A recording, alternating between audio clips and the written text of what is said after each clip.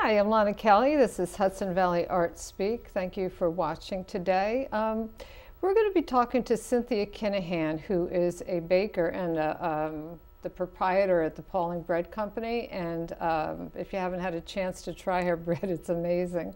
Hi, Thanks, Cynthia. Lana. Hi, Lana. Thanks for coming today. Nice being here. Thanks for inviting me. So how did you get started as a baker? Well, it's quite funny, really. I'm actually a graphic designer and art director. And I just started taking pottery lessons. And by way of pottery, I just picked up bread making because I like the tactile feel of the clay. And it just naturally transferred into making bread. That's pretty interesting, that kind of path that ended up. Were you a baker beforehand? No, I mean, I dabbled in some baking for my family, but never on this scale. Yeah. Yeah, I've always liked to bake bread. There's something very satisfying about it. Yeah, there's something very zen about the activity, which I love. Yeah. So are you self-taught? Did you go to culinary school? How did that happen? I am self-taught. When I realized that I wanted to make bread, I became really obsessed, and so I was poring over any resource I could find about bread making. And in one of those late-night internet searches, I kept coming up with this name, and it was the name of this reclusive Frenchman who lives in the mountains of Vermont. And on a whim, I thought I would write him a letter and see if he would be willing to take me on as an apprentice. And so that's what I did. I wrote him a letter. And what happened from there?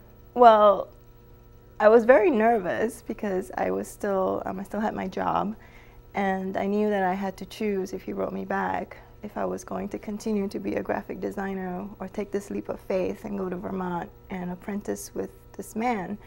And so I told myself, because I was really unsure, that if he called me, I would take it as a sign and I would take that leap of faith. And sure enough, he called me like a week later, and I made the decision to just leave everything behind and learn how to make bread. That's pretty incredible. What kind of, does he make a specific kind of bread, or does he make different breads? He does.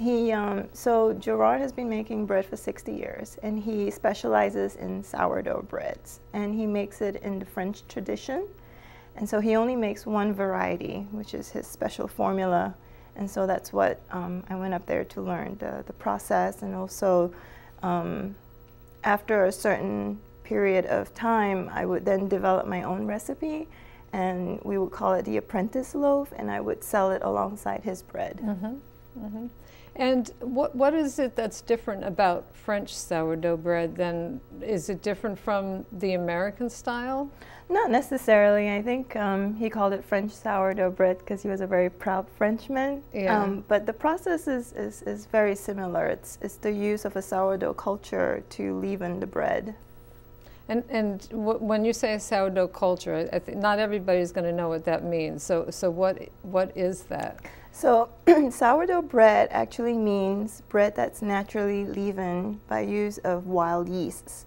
If you were to buy bread from the supermarket, it uses commercial yeast, which is one strain of yeast. But if you use wild yeast, you're actually incorporating dozens of different strains of wild yeasts and bacteria. And these yeasts break down the starches in the grain to release its sugars, and the yeast would then consume these sugars, and in that consumption they release carbon dioxide, and these are the gases that help rise the bread. Rise the bread, yeah. So how do you get wild yeast? So we have yeasts that live all around us in our environment, and there's also yeast that's present in the grain itself. So when you add a liquid to flour, or any grain you could use, wheat flour or rye, you activate the yeasts that are dormant, and so they wake up and they start eating and multiplying. And over time, you would start to have a healthy sourdough culture that you can use to leaven your bread. So it all just starts with flour and water? It's just flour and water. I never knew that. But you have to maintain it, though. The secret of making successful sourdough bread is your maintenance regimen of feeding the sourdough and keeping it healthy and refreshed. And how does that happen? How do you do that? So you take a large portion of it out and you feed it with more flour and water. Okay, so every time that you bake a batch of bread, you have to remove some of the sourdough starter, but you keep some, and the part that you keep, you feed? Yeah, well, it's a little bit, it's going to sound a lot more complicated than it actually is, but on the days that are leading up to a bake, I don't throw any out. I would just add on to it, and it's called a build. But on days that I don't bake, then I would discard some of it, because otherwise the whole house would just be overcome with sourdough culture. So on the days when you bake, how do you get started? I mean, I know it's a really long process. Right, so planning my schedule is extremely important. And so I get started by making sure that my culture is refreshed or fed. And so I usually do what's called a build. So I make a larger batch of sourdough. We call this the levain. And I prepare this anywhere between 8 to 14 hours before I mix the final dough, which is the bread mixture. And then from there, I add the sourdough culture or the levain into a final dough mix. And then that's what ends up being your final product after fermentation and proofing and rising times. How many times do you have to let the bread rise? Including the levain are actually 3 different stages of fermentation. Wow, that's a lot. Yeah. That's quite a bit. So it's like more than a 24-hour process. It is actually, when you take into account the building of the levain. Yeah. So Friday is a day when you fulfill your retail orders, yes? Yes, my wholesale orders are fulfilled on Fridays. Okay, so for the wholesale orders, when do you have to start? Wednesday night. Wednesday night. Yeah. And you've said it's like a middle of the night kind of thing? Yes. Well, my schedule is, for example, like this. Wednesday night between 8 and 9 p.m., again, depending on the schedule, I will make the levain. And then, for example, like today, I woke up at 4 this morning and started mixing the final dough. So I put the levain into the final dough, do all of that, let that ferment, and then the process stopped at about 3:30 this afternoon. And then, so what happens when you go home tonight? Tonight, I will check on the bread, and hopefully it's not overproofed or it's just proofing along nicely. And around midnight tonight is when I would start turning on the ovens and bake for tomorrow. So in addition to a complete change in your work process, it's a whole change in your life process too, because you're kind of flipping days for nights. And Yep. Yeah. Yep. It takes some getting used to, I would think.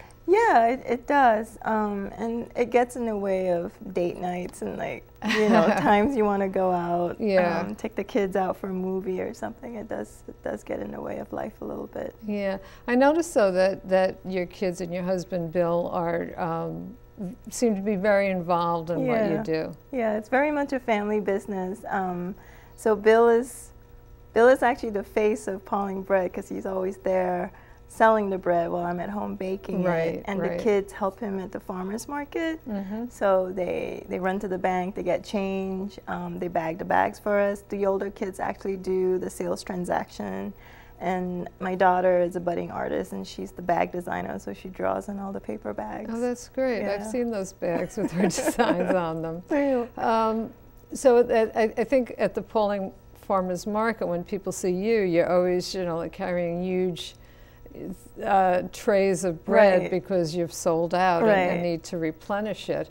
From what I've seen, if you don't get to the farmer's market early, if I don't get to the farmer's market early, I don't get bread. Oh, it is a little unfortunate, but because I'm still baking out of my home, I can only produce a limited number of breads. And so my maximum output per day is about 140 to 150 loaves. Okay, so that's what you would be stocked with for the farmer's market. Exactly. Wow, that's a lot of bread to sell. It is. Yeah. It is, yeah. So now that you have you know, some you sort of have a process and everything, but you're moving forward also. What is the next thing you're doing? I know you're doing a pop-up this winter where people can get bread in Pawling on Saturday mornings. That's right, Saturday from 9:30 to noon. And there's some other vendors involved there too, isn't there? Yes, at the pop-up we currently also sell fresh eggs, cheese, coffee, and sorbet. And dog treats really? Too. Yeah. Oh. And so where do you hope to go? What is the next part of the plan? Where do you hope to go from here? Well, from here we're hoping that we could transition into opening a brick and mortar store in the village of Pawling. We're hoping for it to be a bread bakery as well as provisions and a retail home goods cafe sort of a thing. We're not really entirely sure yet, but that's the general idea. That would be so great. Yeah. That would be so great to be able to just go down and get the bread and sit down and have coffee, relax a little bit. Oh. I could see break bread with your friends. Myself doing that. Yeah.